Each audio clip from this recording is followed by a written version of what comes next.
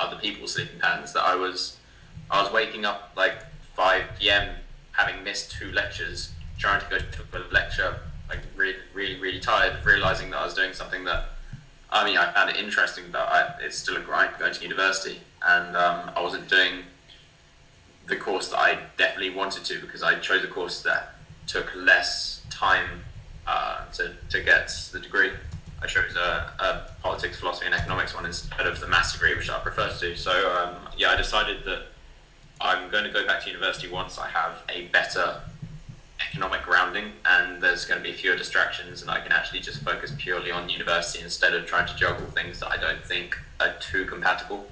But that said, I do know of people and know people that have been able to juggle university and poker. So it's not saying people can't, it's just that for me personally it wasn't compatible at all. Right. All right, excellent. We got legend Larry Susan in the place. And my girlfriend says she's coming over soon, so we better get back to the action and start ripping through this last 120 hands. I hope everyone enjoyed those responses and learned from them and got some good insight. I always enjoy hearing you talk about both poker strat and overall life strat. Charlie, I feel like you are very wise beyond your years, bro. Okay, so I'd be able to record that and play it back to the old people at the casino that I went. So many of them is like, "You're young, stop talking now." Yeah. Well, I mean, when I'm doing the highlights, I can definitely make a separate clip. I could even make like a little YouTube montage of the smart things you said today and just call it "Charlie Carrel is smarter than your average bear," and you could just be like, "Watch this video. I'm not an idiot." Or, you know what, let them keep thinking you're dumb, man, like, or they're ignorant, whatever. Oh, we're all in called. Please be flipping. Oh, man. Incoming. If the incoming trolls get here, this is not going to be a good hand for them to see first. Let's just click right through that. Nothing to see here, folks. It's just a standard reshove. It's good play. Unlucky to run into aces. Well, unlucky for him that they didn't hold up. Doesn't matter who has the best hand pre-flop. It matters who has the best hand when all the cards have been laid out on the virtual felts. All in and a call. Threes hold. Irish Finn, so sad to see you. Almost gone. Could this be it? Is this the end? Nope. This is great. You had no worries about that nines, right? Like in terms of the play, you were super happy with the decision. If you could go back, would you do it again? I looked at it for a long time and I am still unsure. I think it's still a shove. Yeah. I would say I'm 70% sure. But that said, I don't think it's ever going to be obviously a fold or obviously a shove. So, I mean, I am very open to hearing other people's opinions on it, but I don't think it's without a lot of calculations. Yeah. Which all the calculations would be estimated instead of being specific as well. I don't think it's ever going to be easy call or easy shove. Yeah, and it's hard for a pair of nines shorthanded to not be, you know, the hand. It's just like it's so likely to be the best hand, and even if you get called, it's way more often ace king, ace queen, so it's fine. And at this point, you have a very nice stack, and everyone else is pretty short, so you're gonna have the ability to put some pressure on people, right? Make some plays and really leverage. Salolito can't win the flip. But at the same time, like, these guys are so short that a lot of the times if they open, like, they're going to be priced in, so you can't 3-bet them too much. You're still kind of like, you have the ability to attack, but you're kind of laying low is what it appears like for now. I mean, I'm not getting great cards, but also, yeah, I don't think it's worth taking just like 3-bet spots because I think they're just going to knock each other out eventually. But it still carries on now with the ludicrousness of the short stack always winning. Yeah, and so did you show those 10s when they gave you the walk? Yeah, I'm sure I did. Yes, great folds. Okay. And it's interesting when these things get prolonged and prolonged and prolonged.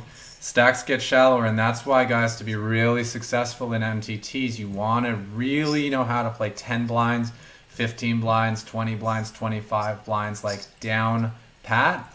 And that's where sit and goes are great practice. Even turbo and hyper turbo sit and goes will really prepare you for these situations where you're playing with 10 to 20 big blinds, but you're playing for all the money, like tens of thousands of dollars. All right, so blind versus blind, you ship the queen 5. It's an above average hand. If you guys want to look through your hand charts, I think it's just below the 50% mark, but because of the pay jumps, it's hard for Josh to call here, so I think this is pretty... We have a nice spot now where we can't call off very light, but we can shove for extremely light because their calling range, he can't even call there with even just like ace 9 or something. Yeah. He has to have a very specific few hands to be able to call that. And I think it's the same, like, when he was opening the king 9 under the gun earlier, it is because he thinks he has an edge on the table. Mm-hmm. But so the same reason that we'll be calling off like tighter because we think we have an edge on the table, he'll be doing the same because he thinks he can outlast on Irish Finn and stuff because he's a better player. Right, exactly. Yeah. And the tighter your opponent's going to be calling, the wider you should be shoving.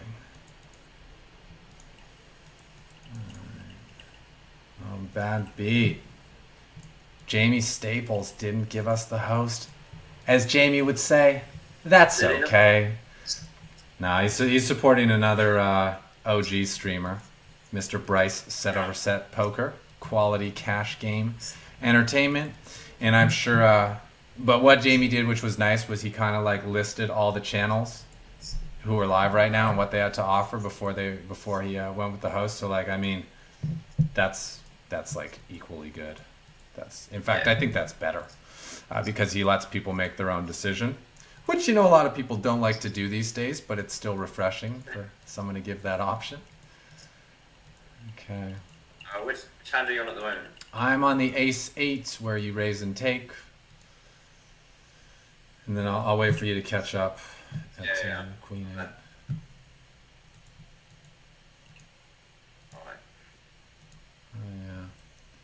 Mods help. Yeah.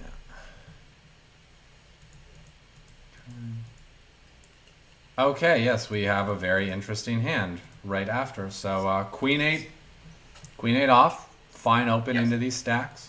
You c-bet, get check raised, and you do not release. Tell us about this. At this point, an Irish Finn had a fold to c-bet of 11%, and it's just, we hadn't seen him go that aggro with any draws yet, so basically he can sometimes have draws, but a lot of the time, I think because he can't have any value hands here, like he 3-bets jacks plus pre, I don't think he'd do it with ace 10 too often, and the board is such that he can't have any of the 2 pairs defended pre, like 10-3, 10-4, and 3-4, because even though he was playing ludicrously aggressive earlier and called a 4-bet with 10-3, now he's got shorter stacked, he had actually been playing reasonable. So I think given that a lot of the time he's just going to be messing around here and check raise bluffing, and by 3-betting small, it doesn't give him a chance to barrel the turn where we'd have to release the hands, we do get quite a good price on our bluff. I don't know how often it needs to work, but it can't be that. It's got to be like 5 a day. You're risking 400k to win 1.2 mil. Yeah. It's pretty cheap. Yeah, like 33% of the time. And because Charlie knows what he's doing when he makes his moves, they work. Get stacking. Cue the get stacking emoji. And now you got a nice, comfortable, healthy chip lead. Wow. Even second place only has half your stacks. So you've basically made all your chips, with the exception of the one all-in against Salalito, but you basically earned all your chips by taking them off an Irish Finn in creative ways, which was exactly your game plan coming into the final table. So I think it's worth noting, guys, that Charlie followed the game plan. He constructed and evolved as the final table progressed, and if he hadn't been paying attention, hadn't developed that plan, he wouldn't have been able to find these ways to get these chips in spots where he had 100% equity whether it was 100% pot equity on the river when he called with 8-7, or 100% fold equity like we just saw in the last hand where he forced his opponent off his hand. Yeah. All right, so we can open King 9 and Ace Queen. We will not be letting go of. And your reason for shoving the Ace Queen is it the same thing? You're just so comfortable with your chip lead that you don't want to induce and potentially flip for half your stack against pocket fives here when you're just good. You're fine with where you are. Yeah, our hand's just so good, and we don't really care about getting him to put in hands chips with worse hands, so we can just take the chips there and then, and he's going to be folding so often just because there are so many other triple stacks. Yeah. Yeah, and Ace Queen takes down the donk committed, and he's looking pretty desperate at this point. But he's gonna start spinning it back up. You know? See how loose this final table was. Yeah, the power of the 1.5 big blind run up. Spin, spin, spin. We call him with the King 9. Oh, we got him. We got him fine. Elimination. So how much are we guaranteed now with 4 players remaining? With 4 left, we're guaranteed 27,000. 27,000 US dollars. Not bad. Not bad at all. Third gets 36,000, second gets 48,000, and first gets 67,000. Okay, sweet. And you're not opposed to chops if you think it's a good deal, right? No, definitely. If I mean, a tiny bit, because Ben will needle me if I chop in. But apart from that, no. I mean, if I'm playing against somebody that's better than me, I'll try and chop every time. Yeah. And if I were playing for something that was like a massive, significant part of my bankroll, like if I was playing an EPT heads up for like 200k or something, I'd probably want to chop. Yeah. So here we go again, just 3-betting Josh with, what do we call them? I think Chirp has been calling them utters, because this, like, utter trash, utter rag. So it's just utters. So you hit him with the 3-piece with the utters, and he folded like a bitch. That's I think that's how Mark Herm would have broken down that hand. Because Josh Prager, like, again, unless he has a super premium hand, he doesn't want to play for all his chips because those pay jumps we just mentioned are so big and so significant. So the last thing he wants to do is gamble. Like, why we don't call off with Ace 4 there. You know, maybe with Ace 9 we'd call, but we don't need to take risks here. We don't need to take high variance spots. We can just take the chips without the showdown and look for those spots where, you know, we're picking up chips close to 100% of the time by just making our opponents fold. There's 150k in the middle every hand. That's like 16% of everyone else's stack. So that's super significant if we can pick those up at a high frequency. I think, yeah, we'll fold the Ace 3 here for the same reasons. If we're going to take an all-in spot where we take some variance, we want to do it where we are significantly ahead, not just slightly ahead. So we make the shove on Josh Prager. He wakes up with the Ace 9. I mean, it's devastating for us, but we still have 30%. That's still a pretty high chance of winning. I mean, on the river, our percent chance of winning is not very high, but even pre-flop when we're dominated, we had 30%. If you had like Ace 10, we would have had like 35. So suck-up potential is pretty sweet. And we just go right back to it with the open. Do you want to talk a little bit, just because I think I'm going to see a lot more of this, and I touched on it a bit, but the reasons for just doing the open shoving as opposed to what we were doing earlier with the small raising, because, I mean, it's an unimportant thing to touch on, for sure. Sure. Okay, basically, when you are facing an ICM situation on a final table, and there are pay jumps, you get in one of these, and you're a massive stack, and there are other shorter stacks, you get in what is called, I think, a folding war between the others, where they want to be getting it in versus each other, because they have the chance of knocking each other out and also doubling up through each other and pay jumping. But if they get it in versus us, best case scenario is that they can double up through a big stack and there will still be 4 people left.